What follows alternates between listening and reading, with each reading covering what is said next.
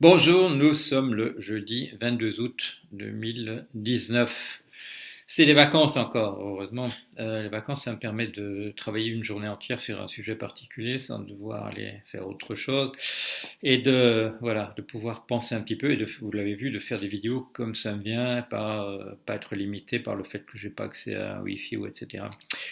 Euh, de quoi je vais vous parler? Je vais vous parler aujourd'hui, ce sera pas le Brexit, ce sera pas Trump, ce sera pas mes réflexions en finance ou en économie.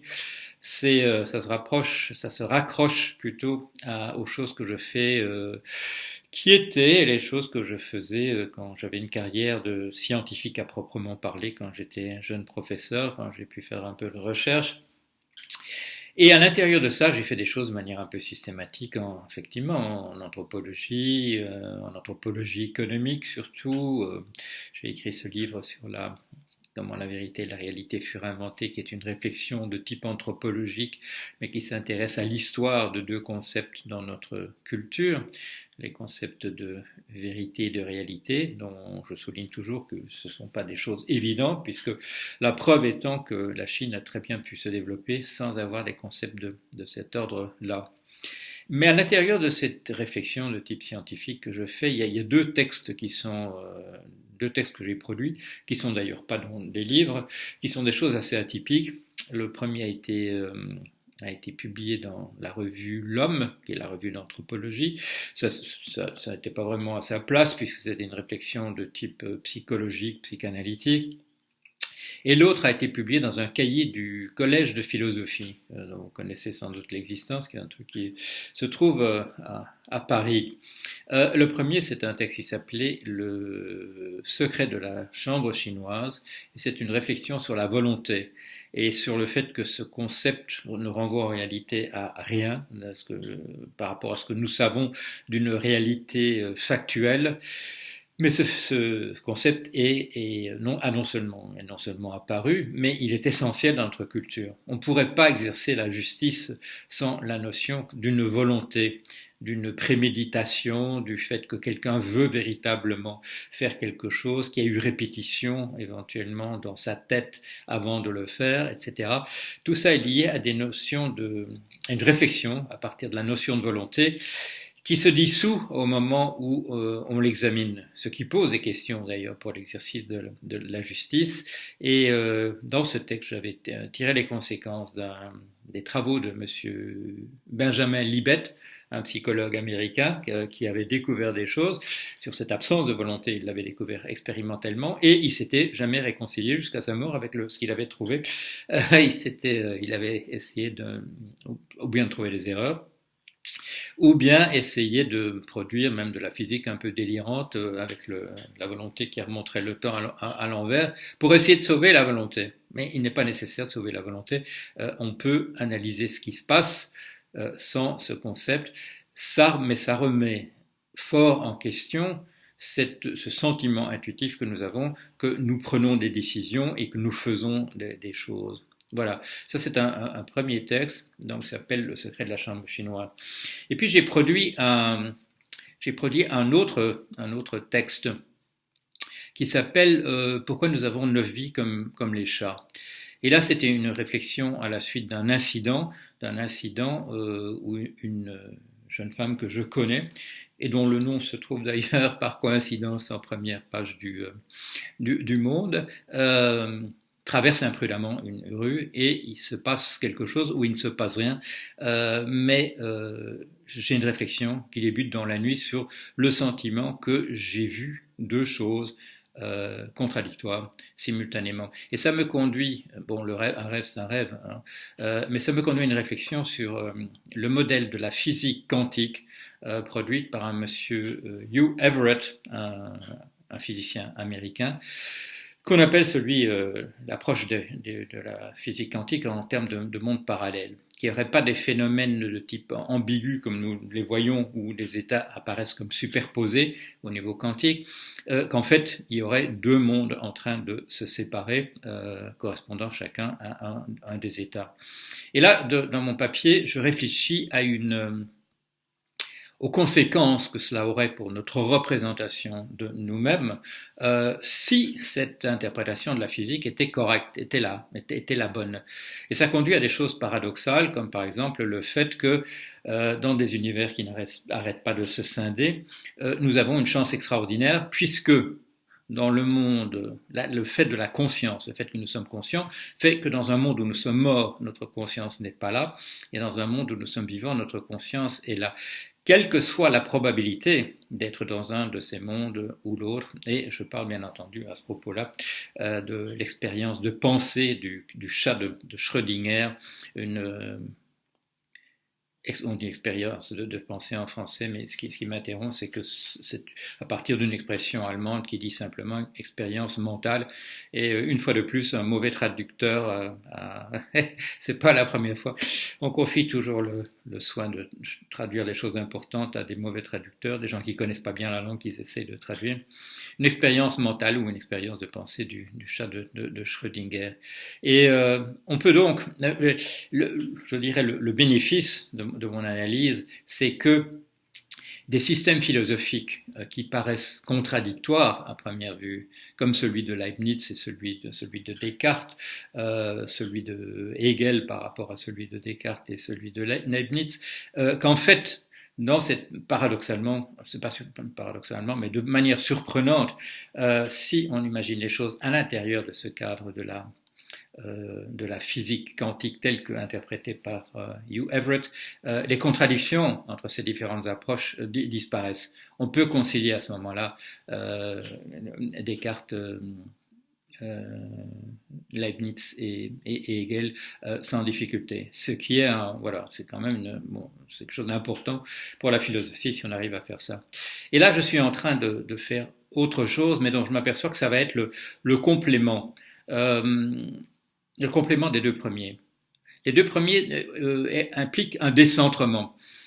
Si ce qu'on voit est vrai, si certaines hypothèses en physique sont vraies, bien que ce soit les moins intuitivement assimilables, ça a des conséquences. Et le troisième élément, il est produit par cette demande qui m'est faite de faire une intervention devant des théologiens au mois prochain, au mois de septembre, et ça m'a conduit de fil en aiguille à produire un morceau qui sera peut-être, je dirais, le complément, qui permettra de mettre ces deux premiers textes ensemble avec celui-là, à l'intérieur de ce qu'on appelle une discipline dont on parle très peu, qu'on appelait la philosophie naturelle. Et la philosophie naturelle, qu'est-ce que c'était ? C'était un terme qu'on appliquait avant le développement de la science moderne, avant les Galilée, avant les Kepler, avant les Copernic, les Newton, les Leibniz. Il y avait une réflexion, et cette réflexion, c'était une réflexion qui intégrait à la fois le savoir, ou en tout cas les interprétations associées à la théologie, et celles relatives au monde naturel. Vous savez que dans l'université médiévale, le programme, c'était pour tout ce qui est du naturel, Aristote.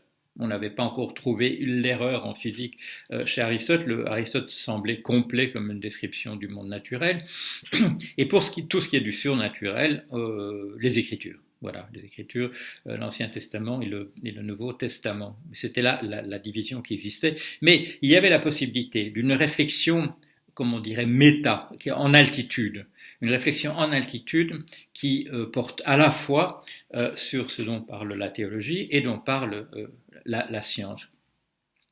Et mon exposé s'appellera Progrès en philosophie naturelle, pour lui donner un titre, et parce que ce que j'essaie de faire, c'est de reprendre ce projet de la philosophie naturelle qui, dans les temps modernes, avait été repris par une seule personne, véritablement. Il y a quelques historiens, philosophes des sciences qui ont montré leur sympathie envers ça, comme Pierre Duhem, Émile Meyerson, mais du point de vue de la philosophie même, c'est Hegel, au point d'avoir produit l'irritation des savants, quand ils posent des questions, quand Hegel pose des questions, comme du genre, quand vous me dites que les mathématiques c'est une description correcte du monde, c'est un peu court. Qu'est-ce que vous voulez dire? Qu'est-ce qui se passe entre ces nombres et le monde tel qu'il est? Chose qui irrite souvent certains mathématiciens, certains scientifiques, pour qui il paraît évident, comme pour Wigner qui disait il y a cette ressemblance, cette coïncidence, c'est encore plus que ça, cette congruence incroyable entre les nombres et le monde que nous avons.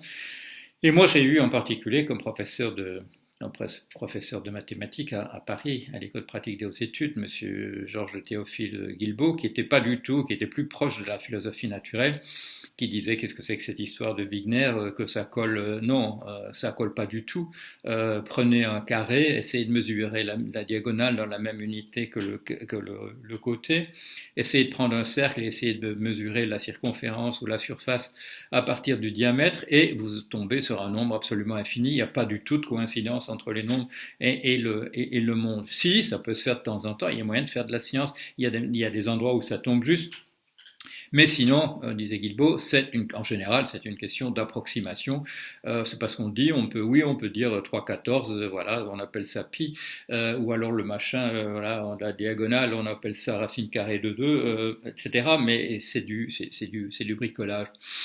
Et la réflexion que j'ai en ce moment, elle prend son point de départ dans quelque chose que j'ai déjà écrit. J'en ai fait un petit bout dans un papier pour la quinzaine récemment, dans une petite blague à propos de l'intelligence artificielle. Elle vient d'un mathématicien, c'est un mathématicien dont vous connaissez le nom, il est mort il y a quelques années, il s'est rendu célèbre par la théorie des catastrophes, et il y a en particulier un bouquin qui a été produit à une époque, c'était dans les années 80, si j'ai bon souvenir, le bouquin est publié en 90, et là ça s'appelle La querelle du déterminisme, parce que en gros dans les auteurs de ce livre il y avait deux côtés. Il y avait le côté défendu par Tom et Petit O peut-être dans la liste, et puis il y avait en face, il y avait le camp défendu par des gens comme Atlan, Danchin, Edgar Morin, Prigogine, Isabelle Stengers. Du côté du déterminisme, on avait donc René Thom et quelques personnes avec lui, et du côté du non-déterminisme, du hasard comme étant le principe directeur de le fonctionnement du monde, on avait des gens autour en particulier du livre à l'époque, La Nouvelle Alliance de Prigogine et Stengers. Et j'ai utilisé un passage de ça dans mon bouquin qui s'appelle Comment la vérité et la réalité furent inventés. C'est pas central, c'est tout à fait périphérique. J'en parle dans une note en bas de page. Mais la thèse de Thom m'avait paru extrêmement convaincante et non seulement convaincante, mais aussi il explique très très bien. Non pas que les autres se trompent, mais pourquoi et en quelle manière les autres se trompent. Il va d'un point de vue purement mathématique et en faisant référence à la physique, il montre où sont les erreurs de raisonnement des autres et chose qui va dans le sens de Montpoil, il attribue à Husserl et à Heidegger à leur mauvaise influence le fait que ces gens se fourvoient. Qu'est-ce qu'il dit essentiellement, Thom? Il dit que l'apparence de non-déterminisme dans notre monde est due à un mauvais pas un mauvais usage, mais dans un usage incomplet, des méthodes que les mathématiques proposent. Ce qui donne l'illusion de non-déterminisme, c'est le fait que le problème n'est pas appréhendé dans le cadre du nombre de dimensions suffisant. Dans ce petit article, je parle de projection. Imaginez quelque chose qui se passe à l'intérieur d'un cube, par exemple, voilà une trajectoire qui a lieu, un serpent qui se déplace à l'intérieur du cube, et que vous avez simplement un projecteur venant d'en haut qui projette ce qui se passe sur une feuille en dessous. Si le serpent se déplace horizontalement, à ce moment-là dans le cube, ben on verra projeter un serpent qui se déplace et on reconnaîtra son mouvement. Mais si à ce moment-là, à un autre moment, le serpent se meut de manière, disons, quasi verticale à l'intérieur du cube, son mouvement sera quasiment interprétable. On ne comprendra pas ce qu'on voit. Pourquoi? Parce qu'une partie de l'information, celle de la troisième dimension, qui disparaît.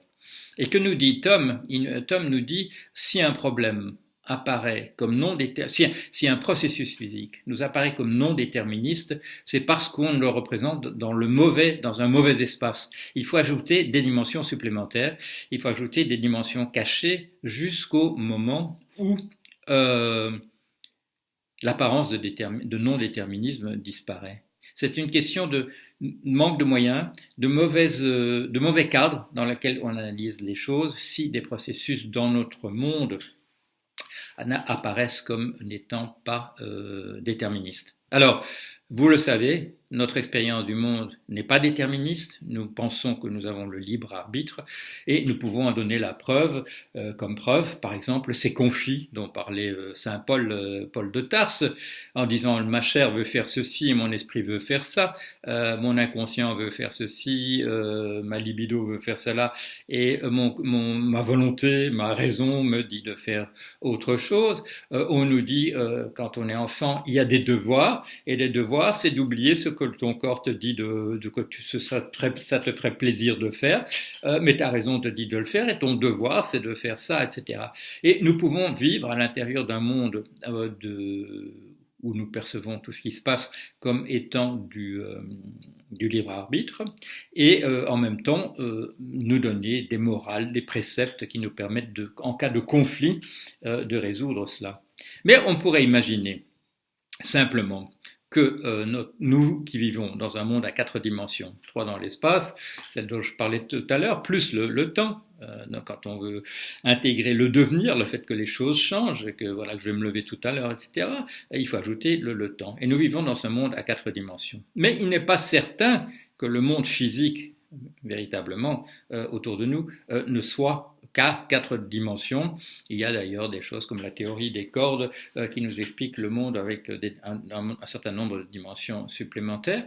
Et on pourrait imaginer à la suite de Tom qu'en ajoutant quelques dimensions supplémentaires, notre parcours à nous, qui nous paraît dirigé par le libre arbitre, avec des choix, que en fait ce parcours soit déterministe, simplement que nous soyons dans la même situation que quelqu'un qui essaie d'interpréter cette image d'un serpent qui se déplace quasi verticalement dans un cube, de ne pas comprendre à certains moments ce qui se passe parce que c'est pas clair, parce qu'il manque un élément d'information. Alors, pourquoi la philosophie naturelle? Est-ce qu'il y a moyen de remettre la théologie ou une réflexion de type théologique là-dedans? Est-ce qu'il y a quelque chose qui le justifierait? Il y a le fait que dans l'esprit des Lumières, on s'est dit, on va faire de la physique.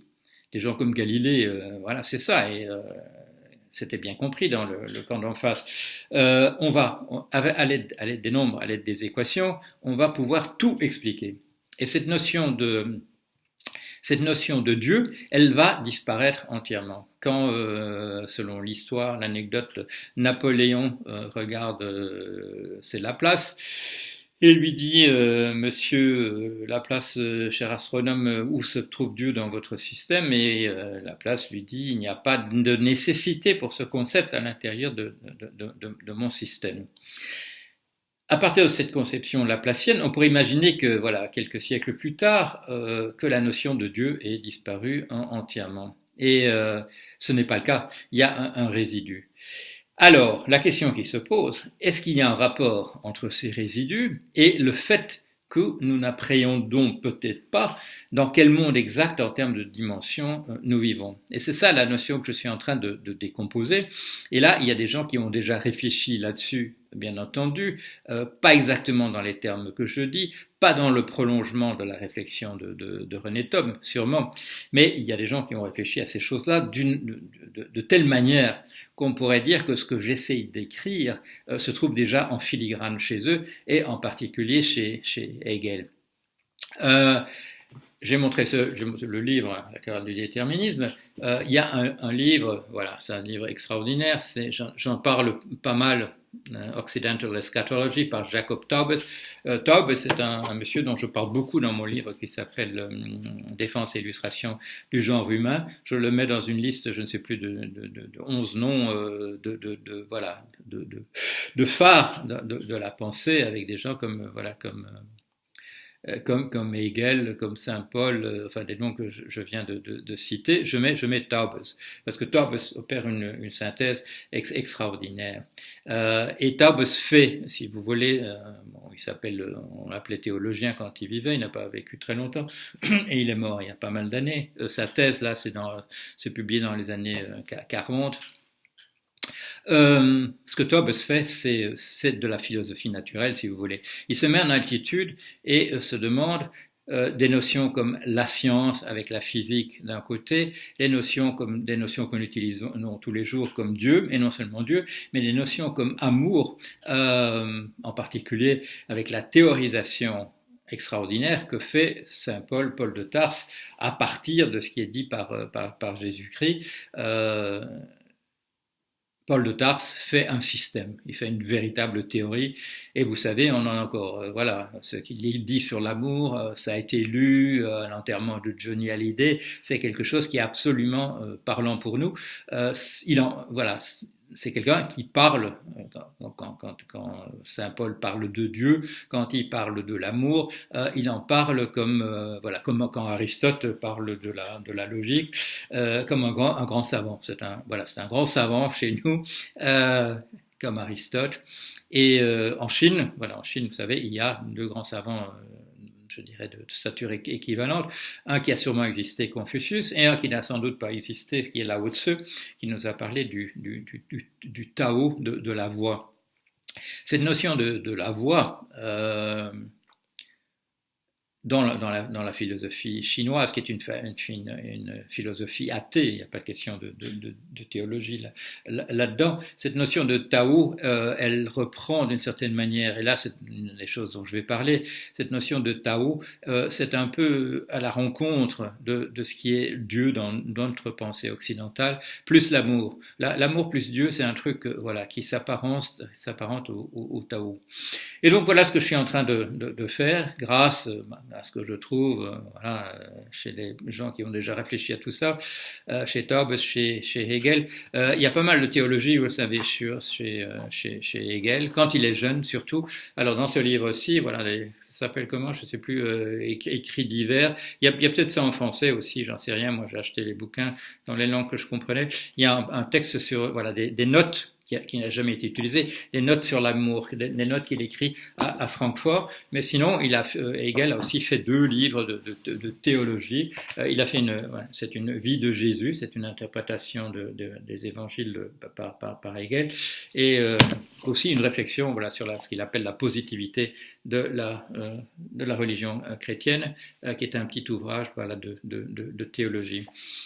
Alors là c'est une petite vidéo pour expliquer ce que je suis en train de faire et comment j'espère compléter ces 2 premiers papiers, le secret de la chambre chinoise et pourquoi nous avons 9 vies comme les chats, par quelque chose qui en ferait un ensemble qui tiendrait ensemble, qui tiendrait bien, qui serait cohérent, et qui relèverait non pas de la philosophie ou de la physique, mais d'une réflexion de type classique, qui englobe le tout et qui essaie de montrer comment tout ça s'articule, science, notion de Dieu, notion de l'amour, les concepts fondamentaux de la culture occidentale, telle qu'elle apparaît dans la Palestine ancienne, qu'elle apparaît dans la Grèce ancienne, dans les réflexes, et puis en Europe au Moyen-Âge et ensuite à la Renaissance.